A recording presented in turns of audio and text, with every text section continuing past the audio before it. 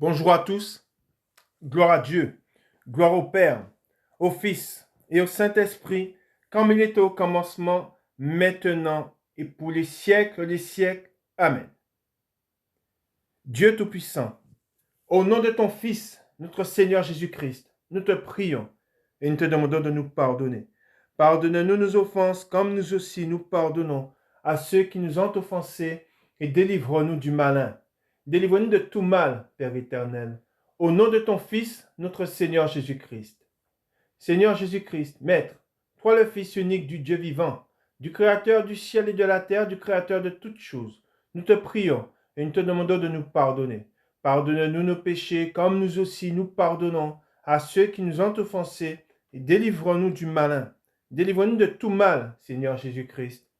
Esprit Saint, Esprit Consolateur, fortifie-nous, affermis-nous et restaure-nous, et conduis-nous sur la voie droite qui mène jusqu'à notre Seigneur Jésus-Christ et jusqu'au Dieu le Père. Amen. Nous allons maintenant faire la prière que notre Seigneur Jésus-Christ, notre Maître, nous a enseignée, et nous disons, Notre Père qui es aux cieux, que ton nom soit sanctifié, que ton règne vienne, que ta volonté soit faite sur la terre comme au ciel. Donne-nous aujourd'hui notre pain quotidien. Pardonne-nous nos offenses, comme nous aussi nous pardonnons à ceux qui nous ont offensés, et ne nous induis pas en tentation, mais délivre-nous du malin, car c'est à toi qu'appartiennent dans tous les siècles le règne, la puissance et la gloire. Amen. Nous allons maintenant faire la lecture du psaume 92. Louange et prospérité du juste. Psaume cantique pour le jour du sabbat. Il est beau de louer l'Éternel et de célébrer ton nom, ô Très-Haut, d'annoncer le matin ta bonté et ta fidélité pendant les nuits, sur l'instrument à 10 cordes et sur le luth, au son de la harpe. Tu me réjouis par tes œuvres, ô Éternel, et je chante avec allégresse l'ouvrage de tes mains. Que tes œuvres sont grandes, ô Éternel, que tes pensées sont profondes. L'homme stupide n'y connaît rien, et l'insensé n'y prend point garde. Si les méchants croissent comme l'herbe, si tous ceux qui font le mal fleurissent, c'est pour être détruits à jamais. Mais toi, tu es le Très-Haut, à perpétuité, ô Éternel. Car voici tes ennemis, ô Éternel. Car voici tes ennemis périssent. Tous ceux qui font le mal sont dispersés, et tu me donnes la force du buffle. Je suis arrosé avec une huile fraîche. Mon œil se plaît à contempler mes ennemis, et mon oreille à entendre mes méchants adversaires. Les justes croissent comme le palmier, ils s'élèvent comme le cèdre du Liban, plantés dans la maison de l'Éternel. Ils prospèrent dans les parvis de notre Dieu. Ils portent encore des fruits dans la vieillesse. Ils sont pleins de sève et verdoyants, pour faire connaître que l'Éternel est juste. Il est mon rocher, et il n'y a point en lui d'iniquité. Amen. Nous sommes réunis pour la quatrième partie, et le titre « Sois fidèle jusqu'à la mort ». Nous avons vu ensemble, et nous sommes en train de faire la lecture, nous allons continuer la lecture, le parcours de Joseph. Et nous avons vu que c'est un parcours qui a été semé d'embûches. Et Dieu a permis cela. Dieu a permis que ce parcours soit semé d'embûches. Mais nous avons vu, et c'est l'exemple que nous devons prendre, que dans l'adversité, dans le malheur, il n'a pas cessé de croire en son Dieu. Et il ne s'est pas éloigné de son Dieu. Il n'a pas abandonné les commandements de son Dieu. Il ne s'est pas livré à la colère. Il ne s'est pas livré à la haine. Mais il a fait ce qui était bien aux yeux de l'Éternel. Ayant été frappé, il ne s'est pas laissé aller à la méchanceté. Et Dieu, son Dieu, a marché avec lui. Nous avons vu que ses frères ont mal agi avec lui. Ses frères l'ont jeté dans un trou. Ses frères l'ont vendu. Ensuite, après que ses frères l'aient vendu, il a été vendu en Égypte et il a toujours fait ce qui était bien aux yeux de son Dieu, dans le malheur. Et nous qui sommes dans la fin des temps, où nous allons voir, et c'est ce que nous vivons, les hommes seront de plus en plus méchants, mais ils seront surtout méchants avec nous. Et nous serons rejetés, nous serons méprisés. Pourquoi? Et nous savons, c'est là, pourquoi sommes-nous méprisés? Nous sommes méprisés et rejetés parce que celui qui vit en nous, Jésus-Christ, est en horreur à l'esprit qui est dans le monde, qui agit dans le monde.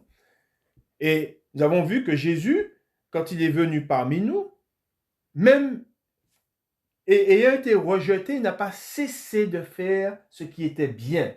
Et nous savons une chose, c'est que sur la croix, Jésus, il a été fidèle jusqu'à la fin. Pourquoi? Parce que sur la croix, il a sauvé un homme. Étant sur la croix, il n'a pas cessé d'œuvrer et il a sauvé, alors qu'il est en train de le mettre à mort, il a sauvé un homme qui était à ses côtés sur la croix. Et c'est pour cela que nous devons prendre exemple de notre Seigneur et ne pas, dans la souffrance, dans l'épreuve, dans le malheur, ne pas nous laisser aller à la méchanceté. Nous devons nous tourner vers Dieu et lui demander de nous donner le même cœur qu'il avait, pour que nous puissions faire une chose, comme il a fait, tendre l'autre joue. Amen. Nous allons faire une lecture et nous allons voir ce qui est dit sur ce que Dieu nous dit et comment Dieu nous éprouve. Amen. Dieu nous éprouve, mais encore une fois, ce que nous devons comprendre, et comme il a permis pour Joseph, Dieu permet cela. Amen. Nous allons lire un premier passage. Nous allons dans Matthieu au chapitre 13. Matthieu chapitre 13. Et nous allons lire à partir du verset 20. Nous lisons. Celui qui a reçu la semence dans les endroits pierreux, c'est celui qui entend la parole et la reçoit aussitôt avec joie. Mais il n'a pas de racine en lui-même. Il croit pour un temps. Et dès que survient une tribulation ou une persécution à cause de la parole, il y trouve une occasion de chute. Amen. En lisant ce passage, nous voyons que Dieu nous montre que la tribulation et les persécutions, c'est quelque chose qui fait partie de notre marche. C'est quelque chose qui fait partie, le chrétien doit s'attendre. Et l'exemple qui est donné, on parle de celui qui reçoit la semence dans les endroits pierreux. On dit que beaucoup de chrétiens reçoivent la parole avec joie et Dieu qui veut voir la disposition de notre cœur, il nous met à l'épreuve, il permet l'épreuve. Et il est dit qu'ils y trouvent, à travers les épreuves, à travers les persécutions, ils y trouvent une occasion de chute. Pourquoi? Parce qu'ils n'ont pas une foi bien enracinée. Et c'est pour cela que les épreuves et le malheur sont là pour nous faire grandir dans la foi. C'est quelque chose que nous devons prendre conscience. Nous devons prendre conscience de cela. Et c'est pour cela que nous avons vu Joseph, à travers tout ce qu'il a vécu, Dieu a permis cela, mais Dieu, marchant avec lui, n'a pas permis qu'il chute. Pourquoi? Parce qu'il marchait avec son Dieu d'un cœur sincère. Et c'est ce que le chrétien, c'est ce que nous devons faire. Nous devons marcher avec Dieu avec un cœur sincère, car Dieu est fidèle. Mais Dieu est fidèle, mais il nous demande à nous aussi d'être fidèles. Et c'est pour cela que Dieu permet l'adversité. L'adversité est là pour renforcer notre foi et pour nous faire grandir et pour nous affermir. Amen. C'est pour cela que je dis que Dieu permet l'adversité, mais ça n'ira pas toujours, et c'est ce que nous devons comprendre. nous sommes, et on l'a vu avec les disciples quand ils étaient dans la barque avec Jésus, le vent se leva, mais Dieu permit cela. Hein? Et par là, ils ont été mis à l'épreuve et ils se sont tout de suite tournés vers Jésus. Il a dit, sauve-nous, nous périssons. Et Dieu leur a dit quoi? Jésus leur a dit quoi? Homme de peu de foi. Hein? Beaucoup, quand ils sont dans le malheur, quand ils sont dans l'adversité, hein, quand il y a l'épreuve, hein, ils y trouvent une occasion de chute. Pourquoi? Parce qu'ils n'ont pas une foi enracinée. Mais nous savons que la foi, elle doit être nourrie aussi. Et comment la foi est nourrie? La foi est nourrie à travers la parole de Dieu. Et c'est pour cela que nous sommes en train de lire Joseph. On lit Joseph, on voit par où il est passé, tout ce qu'il a rencontré comme difficulté. Et qu'est-ce que cela nous apprend? Cela nous apprend que Joseph, il était fidèle. À aucun moment, il ne s'est laissé aller. On va le lire, on va le voir toujours, parce qu'il est très important de comprendre ces choses-là. Hein? À aucun moment, il ne s'est laissé aller ni à la colère, ni à l'amertume. Au contraire, on va le voir, il a cherché à éprouver, il a éprouvé ses frères, on va le lire, il a éprouvé ses frères, il les a mis à l'épreuve, mais ce n'était pas dans le but de leur faire du tort, non, c'était pour leur enseigner quelque chose, hein, leur apprendre quelque chose. Mais nous savons aussi que,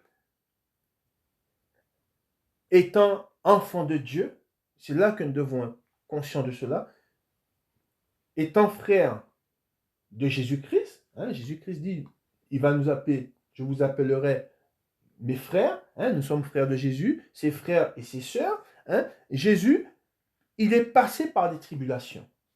Notre frère, Jésus-Christ, est passé par des tribulations. Et si lui-même, Dieu a permis qu'il passe par des tribulations, attendons-nous à passer par des tribulations. Ne soyons pas surpris. Hein. Encore une fois, et c'est ce que Dieu me l'a enseigné, hein, ne pensez pas que tout se passe bien dans la vie de ceux qui servent Dieu. Ceux qui servent Dieu et les disciples sont frappés par le malheur. Hein. Souvent, les gens, quand on les appelle, et c'est cette erreur que beaucoup font, quand ils appellent les gens à venir en Christ, ils leur font croire que tout ira bien, que tous leurs malheurs seront finis. Or, c'est faux. C'est là que le diable nous déclare la guerre. Quand nous étions du monde, nous avons rencontré, nous avons connu des malheurs, mais ce n'est rien comparé à la vie maintenant que nous avons en Christ. Étant en Christ, et on l'a vu avec Joseph, dès qu'il a dit à ses frères, déjà ses frères ne l'aimaient pas trop. Ses frères ne l'ont jamais vraiment aimé. Mais dès qu'il a révélé à ses frères son songe, au moment où le Seigneur a commencé à œuvrer en lui, à l'utiliser, dès qu'il a révélé à ses frères son songe, c'est là que ça a commencé vraiment. C'est là qu'ils ont cherché à le mettre à mort. Pourquoi? Parce qu'ils se sont dit, il cherche à nous dominer. Hein? Il nous parle de songes où il nous domine. Et c'est là que ses frères, ils ont commencé, hein, et c'est ce que l'ennemi a fait avec nous. Hein, dès que Dieu a commencé à nous mettre à part, a voulu nous utiliser, hein, pour que nous soyons ses instruments, eh bien, le diable, il nous a déclaré la guerre. Et c'est pour cela que les chrétiens doivent comprendre qu'ils sont appelés à une vie de tribulation. Une vie où ils sont frappés par le malheur, où le diable va chercher à les mettre à mort. Le diable, c'est ce qu'il cherche, à nous mettre à mort. Et c'est pour cela que nous devons nous fortifier et prendre courage. Et nous allons lire ce passage, on vient de lire ce passage où on voit la semence, celle qui tombe parmi les pierres, où on voit que par manque de foi, hein, n'ayant pas une foi enracinée, hein, eh bien, qu'est-ce qui s'est passé? Dès qu'il est venu, ils ont pris la parole avec joie, et beaucoup, ça arrive à beaucoup, ils prennent la parole avec joie, et dès que vient une tribulation, une persécution, à cause de la parole, ils y trouvent une occasion de chute. Or, encore une fois, cette route sur laquelle nous sommes en train de marcher, avec le Seigneur, le diable, il cherche, il nous dresse des embûches. Il cherche à nous mettre des pièges. Et c'est pour cela qu'il faut avoir foi en Dieu et comprendre que Dieu permet ces épreuves et il veut nous enseigner et qu'il est avec nous. Et que nous, ce que nous devons faire, et nous devons prendre l'exemple de Joseph, c'est d'être fidèle jusqu'à la mort, jusqu'à la fin. Nous savons que tout ce qui s'en vient, ce sont des choses difficiles. Ce sont des choses où nous serons éprouvés et nous serons confrontés à la mort et nous allons devoir redresser la tête et nous tourner vers Jésus-Christ et nous confier en sa parole, nous confier en lui, nous nourrir de sa parole pour que nous soyons fortifiés. Amen. Nous allons continuer à voir ce que le Seigneur nous dit. Nous allons dans Romains au chapitre 12.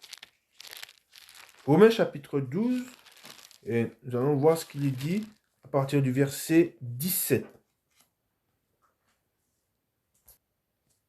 Dans Romains chapitre 12, le verset 17, il est écrit: « Ne rendez à personne le mal pour le mal. Recherchez ce qui est bien devant tous les hommes. S'il est possible, autant que cela dépende de vous, soyez en paix avec tous les hommes. Ne vous vengez point vous-même. » Amen. Il dit, je répète, ne vous vengez point vous-même, bien-aimés, mais laissez agir la colère. Car il est écrit, à moi la vengeance, à moi la rétribution, dit le Seigneur. Mais si ton ennemi a faim, et on va le voir, on va lire Joseph, on va voir ce que Joseph, comment il a agi. Amen. Il est dit, mais si ton ennemi a faim, donne-lui à manger. Amen. S'il a soif, donne-lui à boire. Car en agissant ainsi, tu amasseras des charbons ardents sur sa tête. Ne te laisse pas vaincre, regardez bien ce qu'il est dit, ne te laisse pas vaincre par le mal, mais surmonte le mal par le bien. Amen. Et c'est pour cela, mais ce que nous devons faire, c'est celui qui agit en nous et qui peut nous rendre capables de cela, de faire ce qui est bien, c'est Jésus. Nous savons que la chair est vendue au péché, la chair est faible. Nous devons être esprit. Et c'est pour cela que nous devons nous tourner vers Jésus-Christ, reconnaître ce que nous sommes faibles sans lui, et lui demander de venir en nous, de venir dans notre cœur, et de nous faire agir ainsi avec nos ennemis. Parce que celui qui est dans la chair, c'est impossible. J'ai un exemple, on cherche à vous mettre à mort, on cherche à vous nuire, et vous devez tendre l'autre joue. Vous devez donner à manger à celui qui veut votre mort, votre perte. Et on l'a vu, on va le voir, c'est ce qui s'est passé avec Joseph. On va le lire. Ses frères qui cherchaient à le mettre à mort, qui l'ont vendu, se sont tournés vers lui pour avoir quoi? Pour avoir à manger. Et les a nourris. Amen. Et c'est pour cela que je vous dis que le passage que nous lisions à travers Joseph, si l'Esprit, le Seigneur me met à cœur de vous donner cet exemple de Joseph, c'est parce qu'il y a beaucoup d'enseignements à en tirer. Amen. Ne te laisse pas vaincre par le mal, mais surmonte le mal par le bien. Amen. Nous devons toujours chercher à faire ce qui est bien. Pourquoi? Nous savons que nous ne sommes pas sauvés par nos œuvres. Mais la foi sans les œuvres est morte. Et nous devons être parfaits dans la foi. On ne parle pas des œuvres seulement. On parle de la foi et les œuvres. Amen. Mais nous devons faire, et par là, nous devons faire ce qui est bien. Pourquoi? Parce que si nous ne faisions pas cela, nous ne sommes pas agréables à Dieu. Et la porte du royaume des cieux se referme. C'est pour cela que beaucoup qui espèrent aller, ont cette espérance d'aller, de vouloir aller dans le royaume des cieux, n'iront pas. Pourquoi? Parce que c'est ce que notre Seigneur Jésus-Christ nous dit. Ils n'ont pas fait la volonté de Dieu. Or, nous savons que si Dieu nous dit, donne à ton ennemi à manger s'il a faim, donne-lui à boire s'il a soif, c'est parce que cela plaît à Dieu. Mais non seulement cela plaît à Dieu, mais Dieu sait ce qui est bon pour nous. Et Dieu nous demande d'agir de la sorte. Pourquoi? Parce que cela est bon pour nous. Amen. Nous continuons dans la parole de Dieu. Nous allons lire un passage et je vais mettre l'accent sur... je vais m'appuyer sur 2 versets pour que vous puissiez comprendre que ce que nous voyons, ce qui arrivait à Joseph, nous aurons le même parcours que Joseph. Nous allons voir, et c'est ce que le Seigneur va nous dire, que ceux qui ont dominé sur nous, nous allons dominer sur eux. Amen. Et c'est ce qui s'est passé avec Joseph. Ses frères, et pas que ses frères, mais même en Égypte, ceux qui ont dominé sur lui se sont retrouvés à être dominés par Joseph. Amen. Et c'est pour cela que nous devons faire confiance à Dieu. Dieu, le plan de Dieu, et je vais mettre l'accent sur ce que je vais vous dire là, le plan de Dieu est parfait. Amen. Je répète, le plan de Dieu est parfait. Nous allons lire un passage en Ésaïe au chapitre 14. Ésaïe chapitre 14. Et à travers tous les passages que nous lisons, que je vous donne, c'est ce que vous allez retrouver à travers ce que nous lisons dans Joseph. Amen.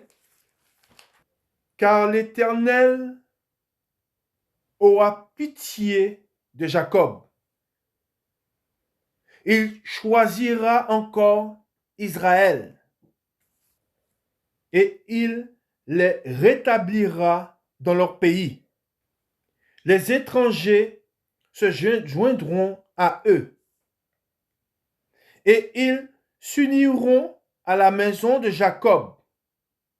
Les peuples les prendront et les ramèneront à leur demeure. Et la maison d'Israël les possédera dans le pays de l'Éternel. Comme serviteurs et comme servants, ils retiendront, regardez bien ce qu'il est dit, ils retiendront captifs ceux qui les avaient fait captifs. C'est quelque chose qu'on va voir à travers ce qu'on lit dans Joseph. On voit, et on va le lire, au moment où il retiendra ses frères captifs.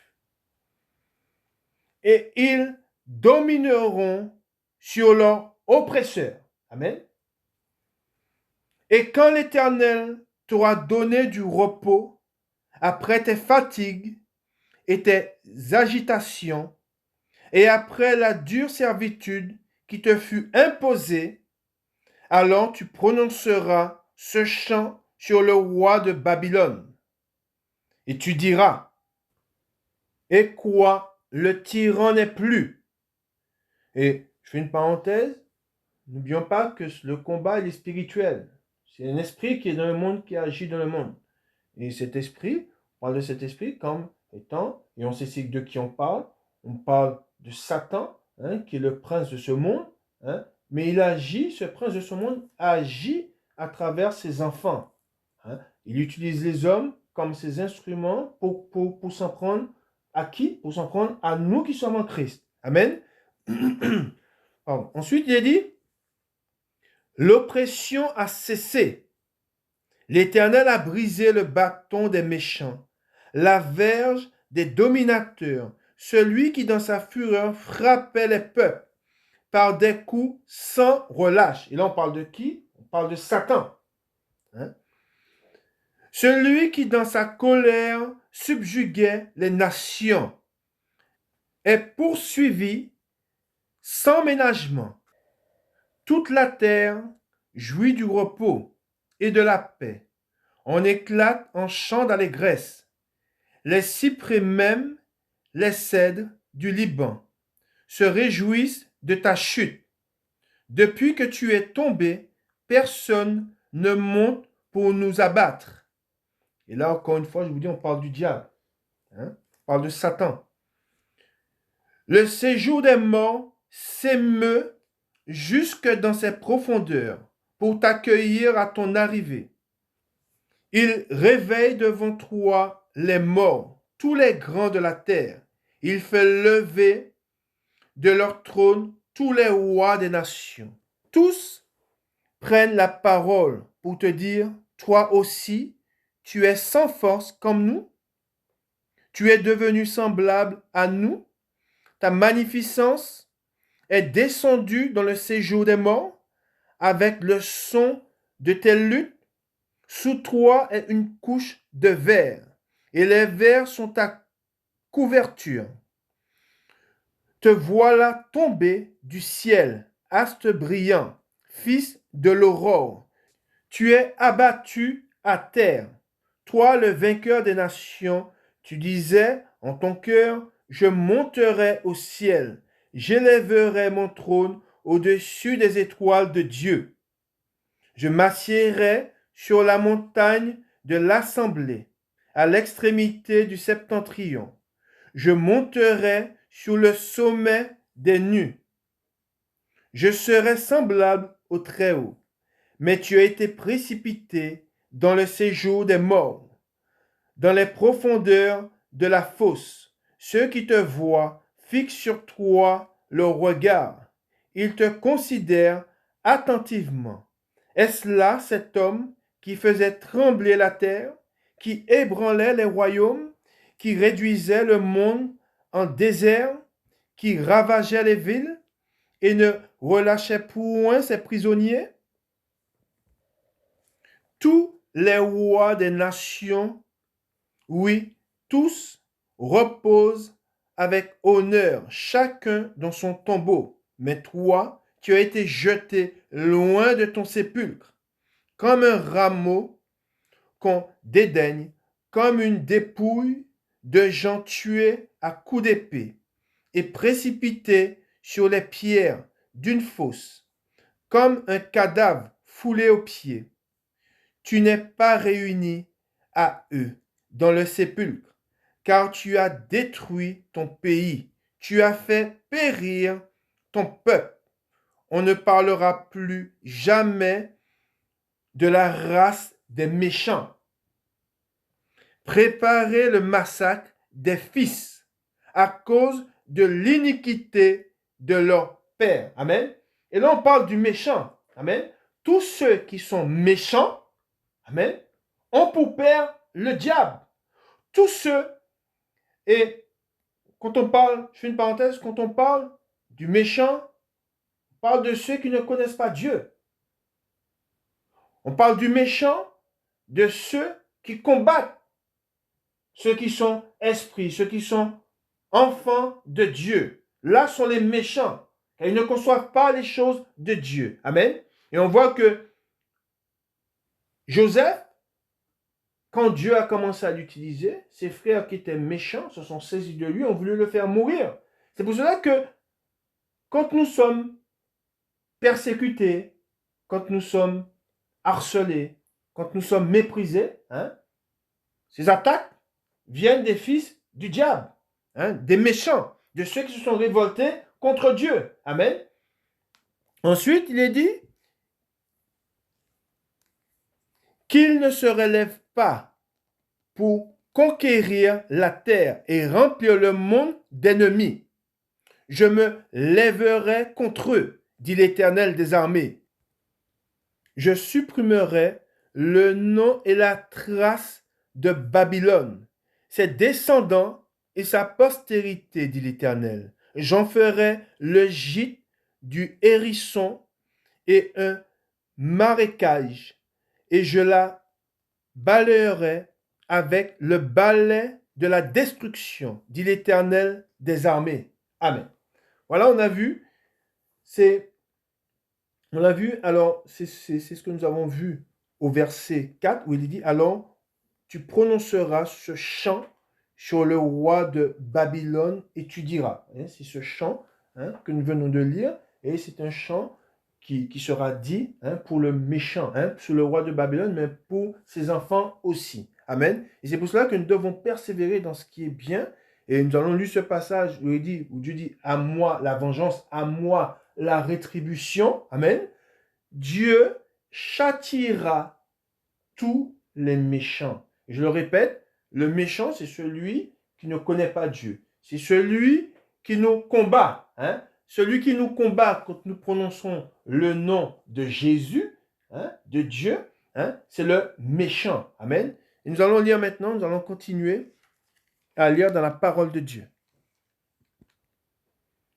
Nous allons dans Genèse, nous continuons la lecture, chapitre 42. Les frères de Joseph en Égypte. Jacob, voyant qu'il y avait du blé en Égypte, dit à ses fils, « Pourquoi vous regardez-vous les uns les autres ?» Il dit, « Voici, j'apprends qu'il y a du blé en Égypte.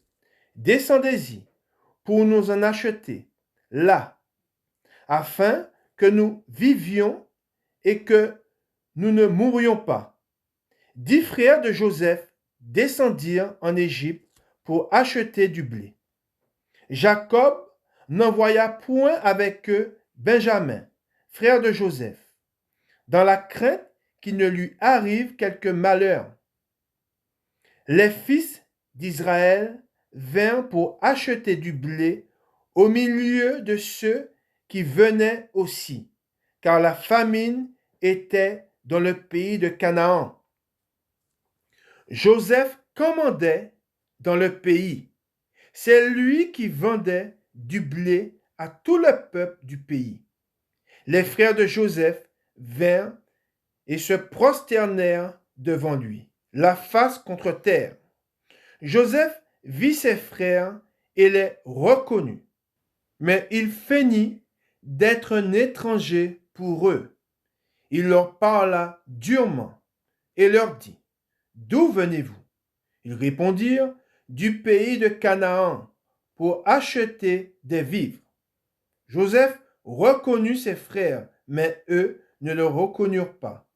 Joseph se souvint des songes qu'il avait eus à leur sujet, et il leur dit, « Vous êtes des espions. C'est pour observer les lieux faibles du pays que vous êtes venus. » Ils lui répondirent, « Non, mon Seigneur, tes serviteurs sont venus pour acheter du blé. Nous sommes tous fils d'un même homme. Nous sommes sincères, tes serviteurs ne sont pas des espions. » Il leur dit, « Nullement.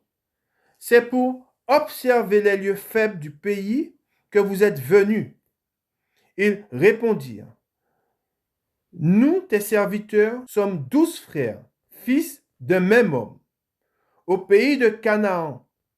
Et voici, le plus jeune est aujourd'hui avec notre père. Et il y en a un qui n'est plus. » Joseph leur dit, « Je viens de vous le dire, vous êtes des espions. Voici comment vous serez éprouvés. Par la vie de Pharaon, vous ne sortirez point d'ici.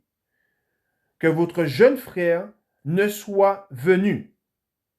Envoyez l'un de vous pour chercher votre frère, et vous restez prisonniers. Vos paroles seront éprouvées, et je saurai si la vérité est chez vous. Sinon, par la vie de Pharaon, vous êtes des espions. » Et il les mit ensemble 3 jours en prison. Le 3e jour, Joseph leur dit, « Faites ceci, et vous vivrez. Je crains Dieu. Si vous êtes sincères, que l'un de vos frères reste enfermé dans votre prison, et vous partez, emportez du blé pour nourrir vos familles. et amenez-moi votre jeune frère, afin que vos paroles soient éprouvées, et que vous ne mouriez point. Et ils firent ainsi.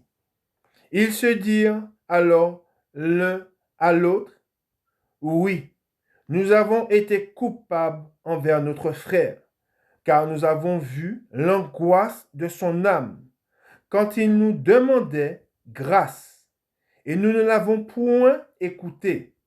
C'est pour cela que cette affliction nous arrive.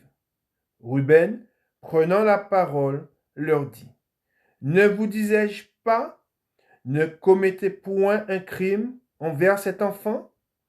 Mais vous n'avez point écouté. Et voici, son sang est redemandé. Il ne savait pas que Joseph comprenait, car il se servait avec eux d'un interprète. Il s'éloigna d'eux pour pleurer. Il revint et leur parla, puis il prit parmi eux Siméon, et il le fit enchaîner sur leurs yeux. Joseph ordonna qu'on remplisse de blé leurs sacs, qu'on remette l'argent de chacun dans son sac, et qu'on leur donne des provisions pour la route. Et l'on fit ainsi. Ils chargèrent le blé sur leur âne et partirent. L'un d'eux ouvrit son sac pour donner du fourrage à son âne, dans le lieu où ils passèrent la nuit, et il vit l'argent qui était à l'entrée du sac. Il dit à ses frères, mon argent a été rendu, et le voici dans mon sac. Alors leur cœur fut en défaillance, et ils se dirent l'un à l'autre en tremblant, qu'est-ce que Dieu nous a fait? Ils revinrent auprès de Jacob, leur père, dans le pays de Canaan, et ils lui racontèrent tout ce qui leur était arrivé. Ils dirent, l'homme qui est le seigneur du pays nous a parlé durement, et il nous a pris pour des espions. Nous lui avons dit, nous sommes sincères, nous ne sommes pas des espions. Nous sommes 12 frères, fils de notre père. L'un n'est plus, et le plus jeune est aujourd'hui avec notre père, au pays de Canaan. Et l'homme qui est le seigneur du pays nous a dit, voici comment je saurai si vous êtes sincères. Laissez auprès de moi l'un de vos frères. Prenez de quoi nourrir vos familles. Partez et amenez-moi votre jeune frère. Je saurai ainsi que vous n'êtes pas des espions, que vous êtes sincères. Je vous rendrai votre frère. Et vous pourrez librement parcourir le pays. Lorsqu'ils vidèrent leur sac, voici, le paquet d'argent de chacun était dans son sac. Ils virent, eux et leur père, leur paquet d'argent. Et ils eurent peur. Jacob, leur père, leur dit, vous me privez de mes enfants. Joseph n'est plus, Siméon n'est plus. Et vous prendriez Benjamin? C'est sur moi que tout cela retombe. Ruben dit à son père, tu feras mourir mes 2 fils si je ne te ramène pas Benjamin. Remets-le entre mes mains et je te le ramènerai. Jacob dit, mon fils ne descendra point avec vous, car son frère est mort et il reste seul. S'il lui arrivait un malheur dans le voyage que vous allez faire, vous feriez descendre mes cheveux blancs avec douleur dans le séjour des morts. Amen. Voilà, nous avons lu cette partie où nous voyons que les frères de Joseph sont venus en Égypte à cause de la famine. Amen. Et là, on voit que le songe de Dieu s'est déroulé comme tout avait été annoncé à Joseph. Amen. On continue, car il est très important de lire l'histoire de Joseph, pour qu'on puisse comprendre. Second voyage des frères de Joseph en Égypte. La famine s'appesantissait sur le pays. Quand ils eurent fini de manger le blé qu'ils avaient apporté d'Égypte, Jacob dit à ses fils, « Retournez, achetez-nous un peu de vivres. » Judas lui répondit, « Cet homme nous a fait cette déclaration formelle. Vous ne verrez pas ma face, à moins que votre frère ne soit avec vous. Si donc tu veux envoyer notre frère avec nous, nous descendrons et nous t'achèterons des vivres. Mais si tu ne veux pas l'envoyer, nous ne descendrons point, car cet homme nous a dit, vous ne verrez pas ma face, à moins que votre frère ne soit avec vous. Israël dit alors, pourquoi avez-vous mal agi à mon égard, en disant à cet homme que vous aviez encore un frère? Ils répondirent, cet homme nous a interrogés sur nous et sur notre famille, en disant, votre père vit-il encore? Avez-vous un frère? Et nous avons répondu à ces questions. Pouvons-nous savoir qu'il dirait, faites descendre votre frère? Judas dit à Israël, son père, laisse venir l'enfant avec moi, afin que nous nous levions et que nous partions. Et nous vivrons et ne mourrons pas, nous et toi, et nos enfants. Je réponds de lui, tu le redemanderas de ma main, si je ne le ramène pas auprès de toi, et si je ne le remets pas devant ta face, je serai pour toujours coupable envers toi. Car si nous n'avions pas tardé, nous serions maintenant 2 fois de retour. Israël, leur père, leur dit, puisqu'il le faut, faites ceci. Prenez dans vos sacs des meilleures productions du pays pour emporter un présent à cet homme, un peu de baume et un peu de miel, des aromates, de la myrrhe, des pistaches et des amandes. Prenez avec vous de l'argent au double et remportez l'argent qu'on avait mis à l'entrée de vos sacs. Peut-être était-ce une erreur. Prenez votre frère et levez-vous. Retournez vers cet homme. Que le Dieu Tout-Puissant vous fasse trouver grâce devant cet homme et qu'il laisse revenir avec vous votre autre frère et Benjamin. Et moi, si je dois être privé de mes enfants, que j'en sois privé. Ils prirent le présent, ils prirent avec eux de l'argent au double, ainsi que Benjamin. Ils se levèrent, descendirent en Égypte et se présentèrent devant Joseph.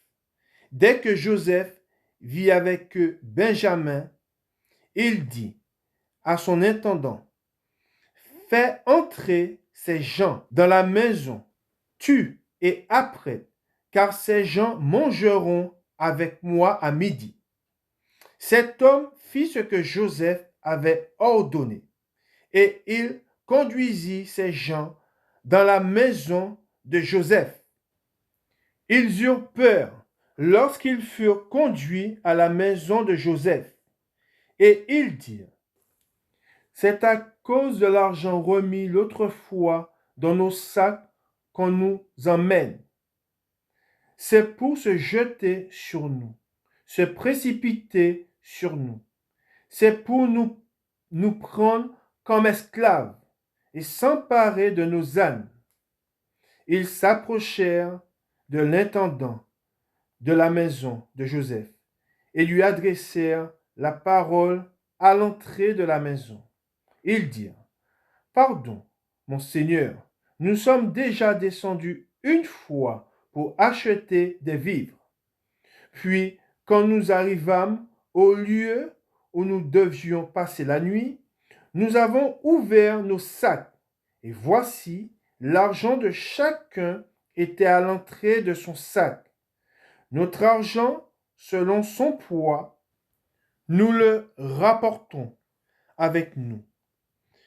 Nous avons aussi apporté d'autres argent pour acheter des vivres.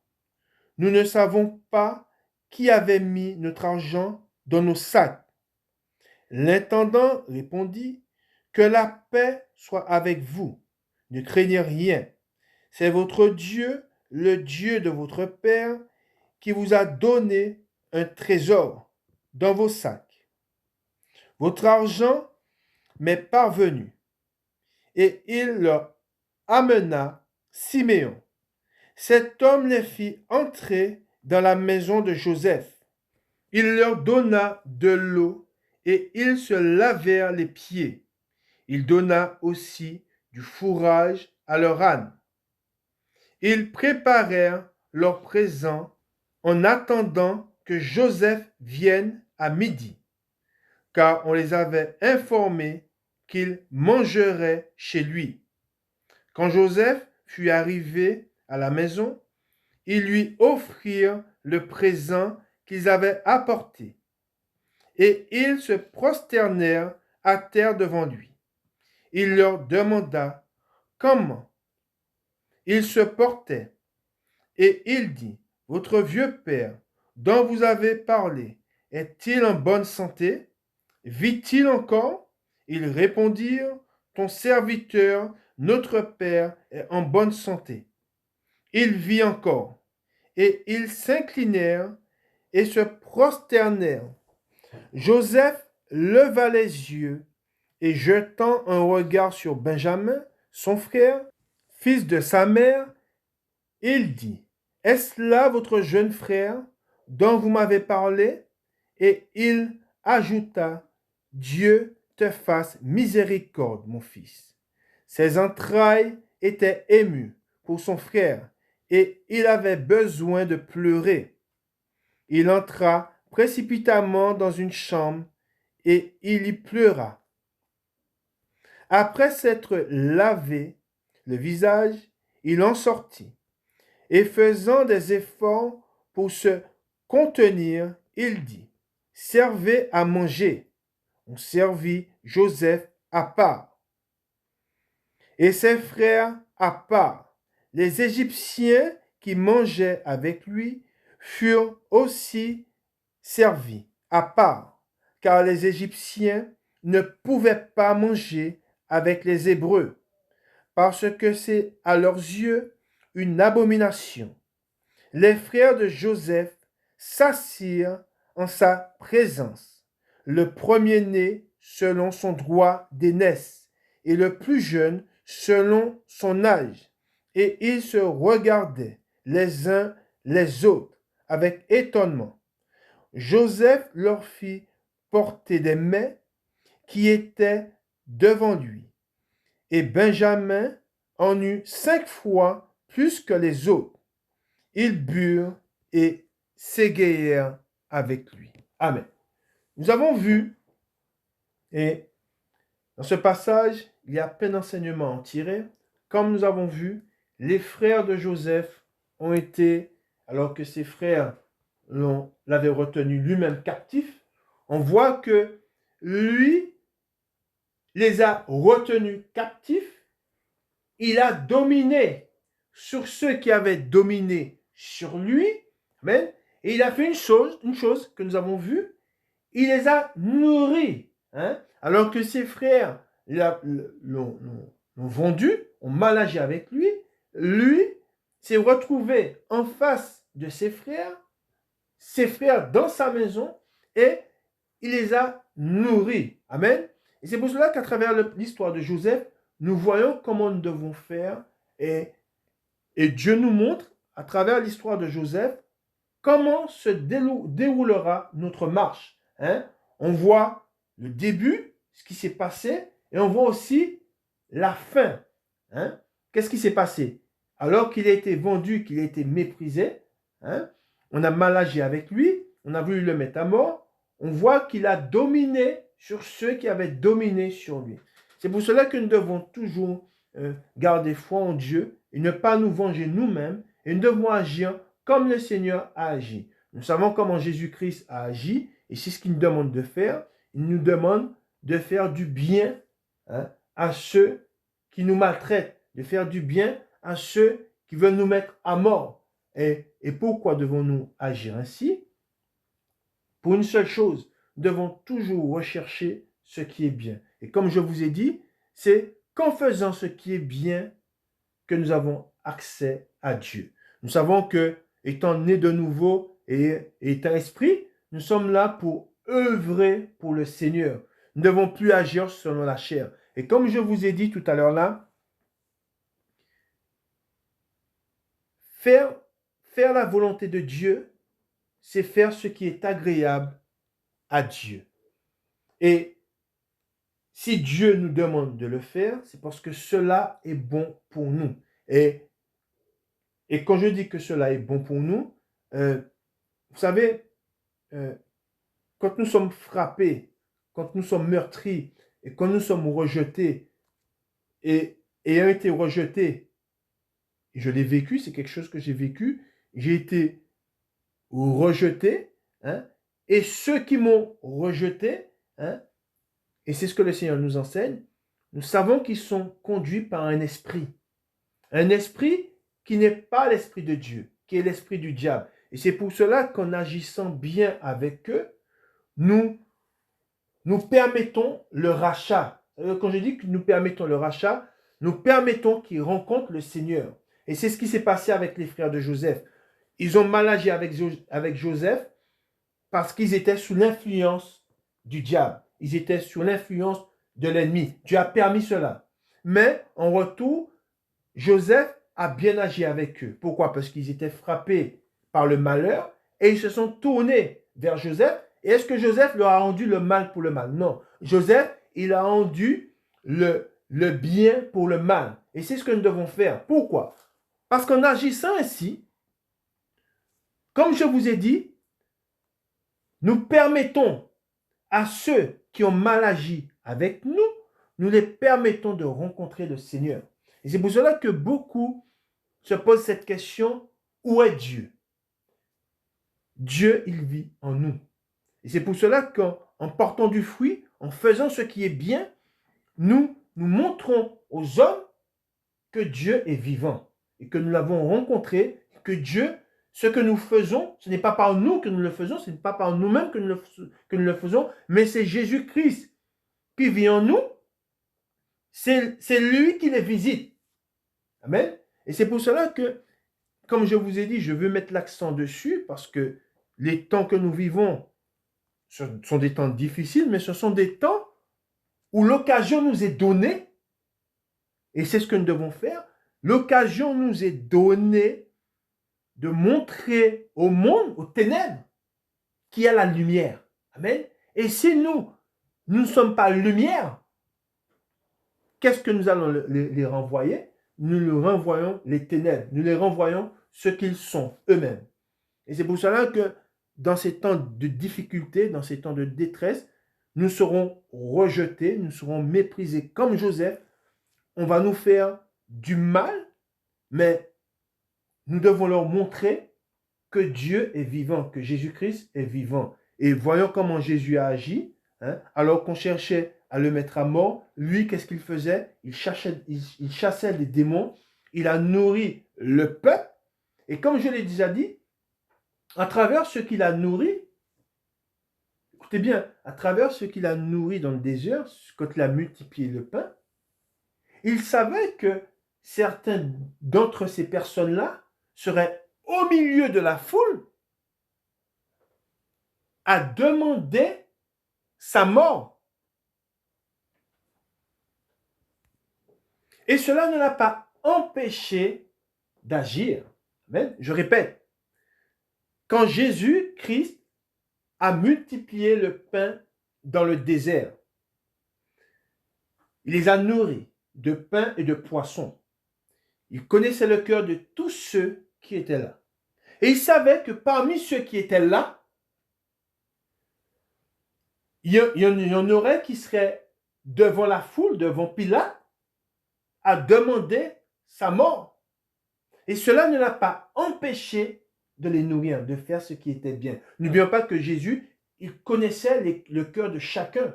Et pourtant, il a guéri les malades, il a chassé les démons. Et qu'est-ce que cela nous montre? Dans les ténèbres, nous ne devons pas cesser de faire ce qui est bien. Premièrement, nous devons, comme je vous ai dit, garder la foi. Deuxièmement, nous devons œuvrer.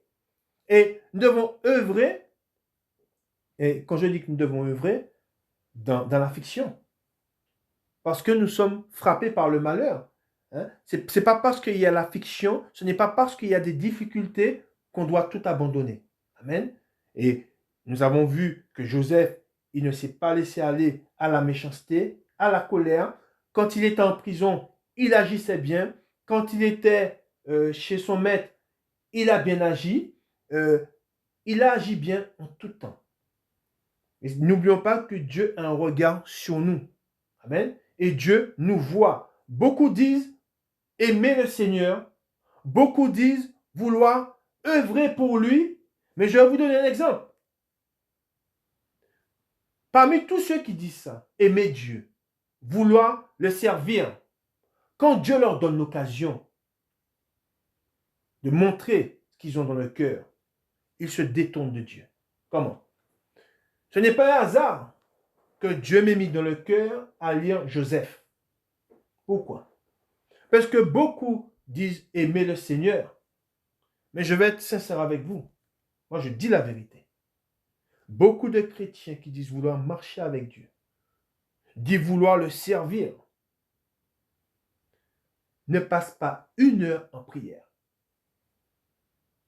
Ne lisent pas la parole pendant 1 heure.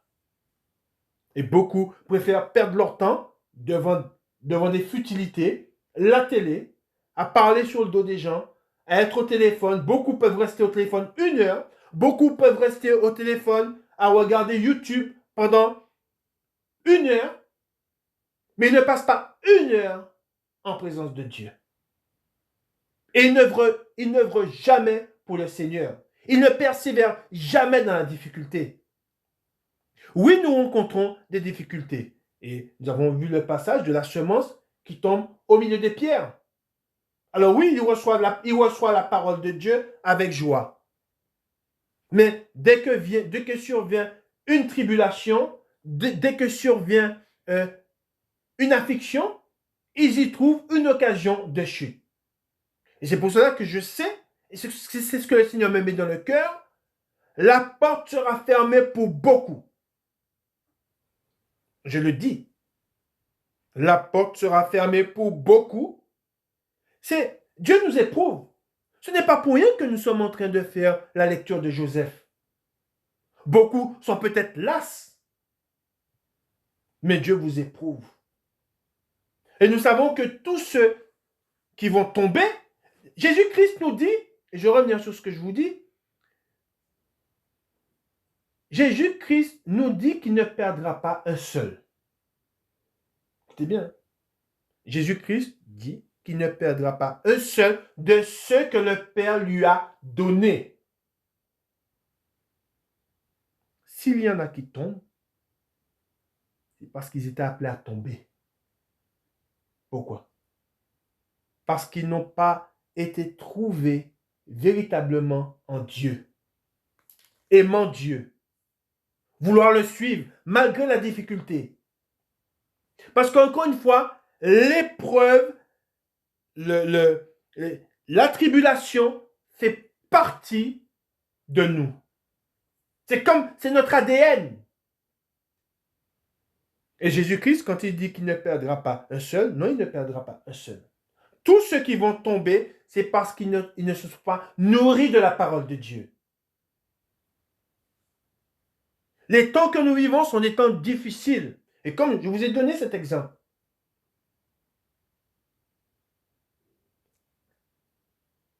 quand vous êtes éprouvé, quand, quand vous devez passer du temps avec Dieu, 1 heure, ne serait-ce qu'1 heure, que faites-vous? Que font beaucoup? Ils sont incapables. Et c'est pour ça que les fausses églises, et on verra la différence entre le vrai et le faux. Beaucoup vont dans des églises et toute la parole qui est donnée, recherchez sur les réseaux sociaux, sur YouTube, ou allez dans des églises et voyez s'il y a une demi-heure ou 45 minutes de lecture de la parole de Dieu. Regardez. Vous ne les trouverez pas. Ils parlent de beaucoup de choses. Ils disent des choses que ceux qui sont dans la foule ont envie d'entendre. Des choses qui plaisent à leur cœur, qui les confortent dans leur péché. Mais la parole de Dieu, elle n'est pas lue. Comme je viens de vous lire Joseph. Et c'est pour ça que beaucoup seront confondus.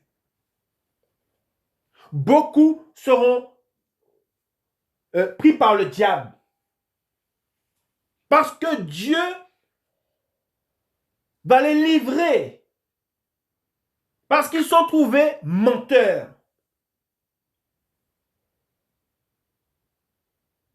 Je ne fais pas ma volonté. Quand je vous lis la parole de Dieu, quand je lis Joseph, ça fait, on est à la 4e partie, on lit Joseph, c'est parce que Dieu me demande de lire Joseph. Mes pensées ne sont pas vos pensées et vos voix ne sont pas mes voix, dit le Seigneur. Je ne m'oppose pas à Dieu, je lis Joseph.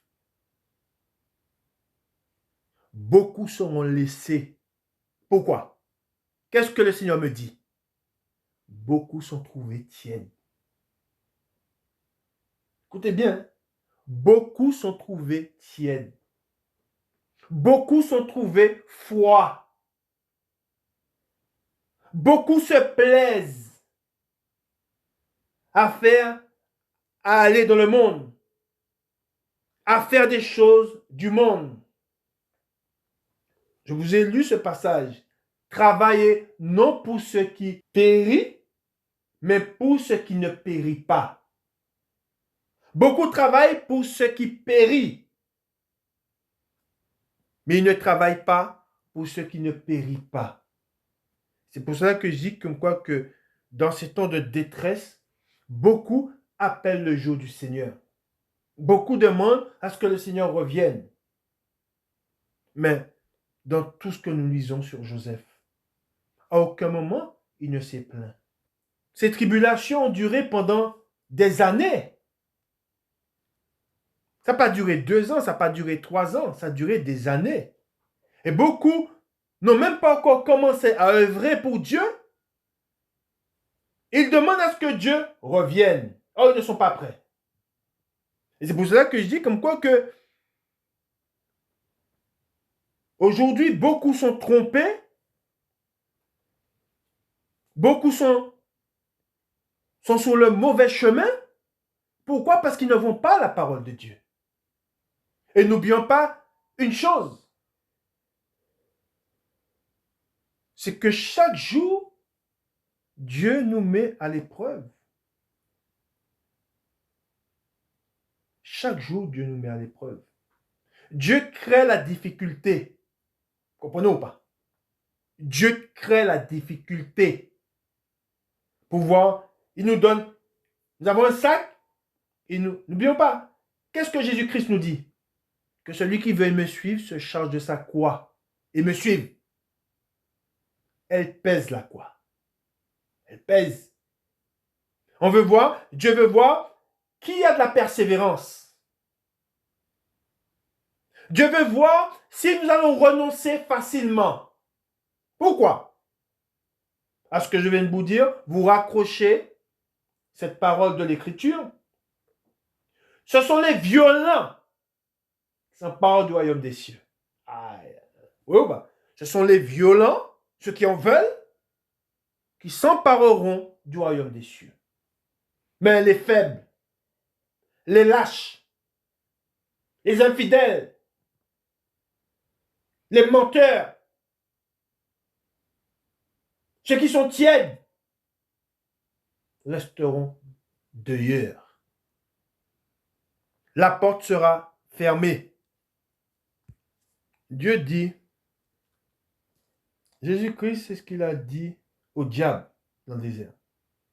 L'homme ne se nourrira pas seulement de pain, mais de toute parole qui sort de la bouche, il est dit, de Dieu. Pas dans la bouche des hommes, non, mais dans la bouche de Dieu. Et qu'est-ce qui sort de la bouche de Dieu?